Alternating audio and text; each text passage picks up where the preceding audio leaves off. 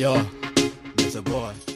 Thutha wa aini John DeMathew, Jimmy Wayani na Lady Wanja gũkorwo magĩtrend mwena wa TikTok hamwe na nyĩmbo iria mainire cia ndemano, rĩu ũrĩa warĩ mũtumia wa kerĩ wa John DeMathew nĩwe Caroline DeMathew nĩerĩte akenya mareke DeMathew ahurũke ũhoro.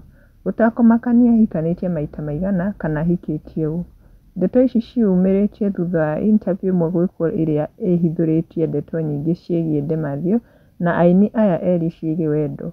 Ũndũ ũrĩa ũtigĩte akenya makĩenda kwenjera makĩria macimenye wega. Caroline akĩonania kwaga gũkenio nĩ ndeto icio.